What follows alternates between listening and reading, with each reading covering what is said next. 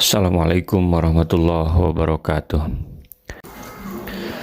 Falaqtahamal aqabah, maka tidakkah sebaiknya ia menempuh jalan yang mendaki lagi sukar?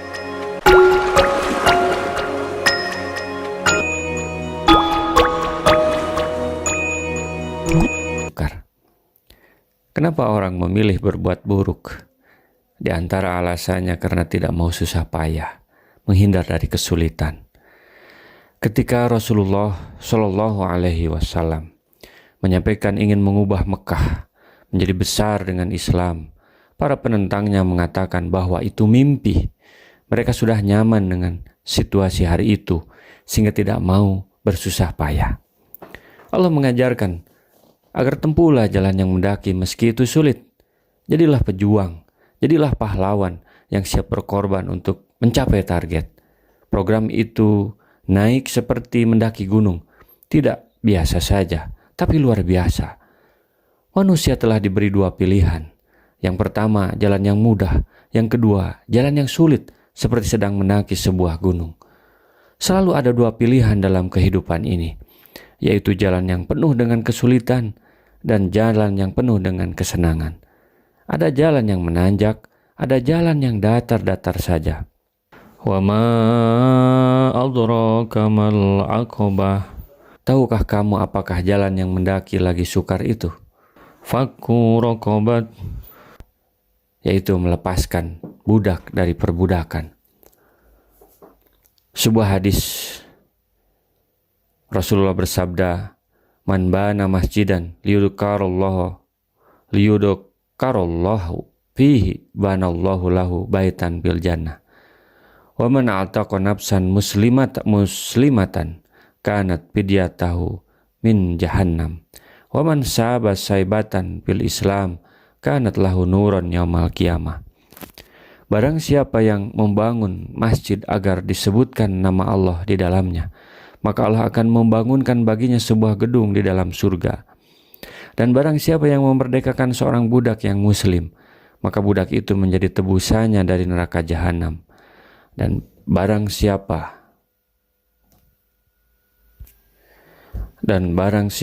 yang mengalami ubanan pada selai rambutnya di masa Islam, maka hal itu kelak akan menjadi cahaya baginya di hari kiamat. Hadis riwayat Ahmad. Menjadi pejuang kemerdekaan untuk membebaskan negeri Mekah dari penjajahan setan dengan kemusyrikannya bukan perkara mudah. Tidak banyak orang mau. Oleh karena itu nilainya begitu tinggi. Islam hadir untuk membebaskan manusia dari penjajahan sesama manusia atau penjajahan suatu negara ke negara lainnya. Inilah jalan mendaki dan sulit itu. Jadi pejuang. Au it'amu fi yaumin di masgobah, atau memberi makan pada hari kelaparan. Ibnu Abbas mengatakan bahwa masgobah artinya kelaparan. Memberi makan saat kita juga kelaparan. Ini juga bukan hal yang mudah, melainkan jalan yang berat dan mendaki. Bagi sebagian orang mungkin tidak peduli dengan kelaparan yang terjadi di sekitarnya, apalagi di saat sedang dalam masa perjuangan. Ia ingin mengubah kemiskinan sementara dia sendiri miskin. Ini perlu mental pejuang. Yatimau da maqrabah, kepada anak yatim yang ada hubungan kerabat, yakni berilah makan anak yatim di hari seperti itu. Yatim yang mempunyai pertalian kekeluargaan dengan yang bersangkutan. Demikianlah menurut Ibnu Abbas. Rasulullah SAW bersabda, "As-sodaqatu alal miskin sodaqotun, wala dirahmi isnatan sodaqotun wasilatun." Bersedekah kepada yang miskin berpahala sedekah, dan kepada orang miskin yang ada hubungan kerabat dua pahala, pahala sedekah dan pahala silaturahmi. Hadis riwayat Ahmad, Turmuzi dan Nasai. Au miskinan da matrabah, atau orang miskin yang sangat fakir, yakni sangat miskin sehingga menempel di tanah, lagi tak punya apa-apa. Ibnu Abbas mengatakan bahwa zamat robah artinya orang miskin yang terlempar di jalan atau jadi gelandangan. tidak punya rumah, dan tidak punya sesuatu yang menghindarinya dari menempel di tanah. Islam punya misi membela kaum yang lemah, baik anak yatim maupun orang-orang miskin. Sehingga sejak awal perjuangan hal itu menjadi sebuah kebiasaan, bukan hanya pencitraan. Tsumma kana minal ladzina amanu wa tawassaw bis sabri wa tawassaw bil marhamah. Dan dia termasuk orang-orang yang beriman dan saling berpesan untuk bersabar dan saling berpesan untuk berkasih sayang. Ulaika ashabul maimanah. Mereka adalah golongan kanan.